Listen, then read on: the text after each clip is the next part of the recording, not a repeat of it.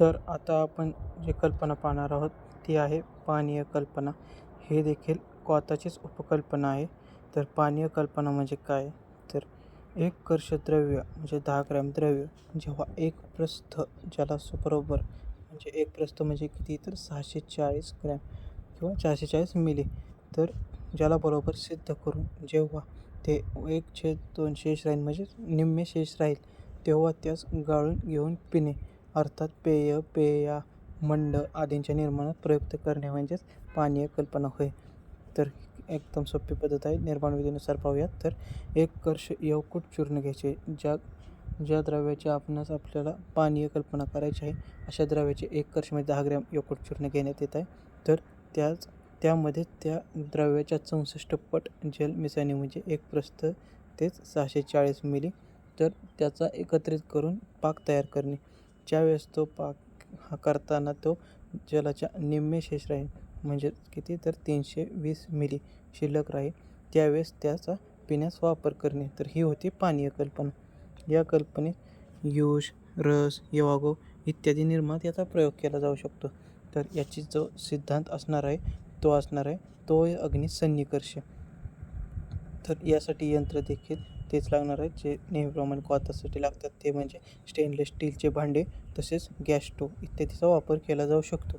तर याचे सिद्धिलक्षण जे आहे ते म्हणजे रस, गंध, वर्ण इत्यादींनी युक्त असलेले जे द्रव्य आपण घेतले त्याच द्रव्याचे जर गंध, वर्ण, रस इत्यादींनी जर ते बनवलेले पानीय कल्पना जर त्यांनी युक्त असेल तर ते सिद्ध झाले असे समजू शकतो. तर ह्याची संरक्षण व सवीर्यता अवधी जी आहे ती म्हणजे याचा ताजाच वापर केला जातो कारण ते जास्त इफेक्टिव्ह राहणार आहे. तर ब्लूप्रिंटनुसार याचे एक एक्झाम्पल देण्यात आले आहे ते म्हणजे षडंग पानीय. तर याची षडंग पानीय काय असणार आहे?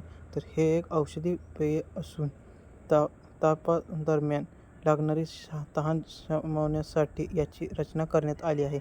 हे पेय उशीर म्हणजेच वाळा पासून सुरुवात होणाऱ्या 6 घटकांना पाण्यासोबत उकळून आणि त्यानंतर ते मिश्रण थंड होऊन देऊन तयार केले जाते.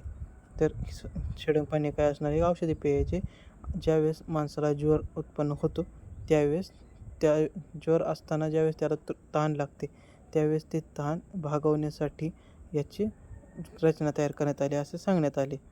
तर हे कशापासून सुरुवात होते? तर उशिरा म्हणजे वाळापासून सुरुवात होणाऱ्या 6 घटकांना पाण्यासोबत उकळून त्यांना त्याचे मिश्रण थंड होऊ दिले जाते आणि नंतर त्याचा वापर केला जातो. तर यासाठी लागणारे घटक द्रव्ये जे आहेत ती आहेत उशीर, परपट, सुगंधबाला, शुंठी, नागरमोथा, रक्तचंदन. हे प्रत्येक घटकद्रव्य 2-2 ग्रॅम घ्यावेत जेणेकरून ते 1 कर्षापर्यंत होते. त्यासाठी लागणारी जलची जी मात्रा आहे ती असणार आहे 950 मिली. तर यासाठी उपकरण जे आहेत ते म्हणजे शेगडी, मातीचे भांडे किंवा स्टेनलेस स्टीलचे भांडे तसेच स्वच्छ कापड, ते पकडण्यासाठी चिमटा, खलवयंत्र म्हणजेच खलबत्ता आणि मूठ असलेले भांडे या गोष्टींचे उपकरण म्हणून वापर केला जातो. तर याची निर्माण जी विधी आहे ते नेहमीप्रमाणे पानीय कल्पनेप्रमाणेच असणार आहे. ते म्हणजे सर्व द्रव्यांची यवकुट चूर्ण घेऊन पानीय कल्पनेच्या विधिवत षडंग पानीय कल्पना तयार करावी. तर याचा अमूल्य प्रयोग आपण मगाशीच पाहिला आहे तो म्हणजे ज्वर व जरातील तृष्णेमध्ये याचा उपयोग होण्यात आहे. तर ही होती पानीय कल्पना.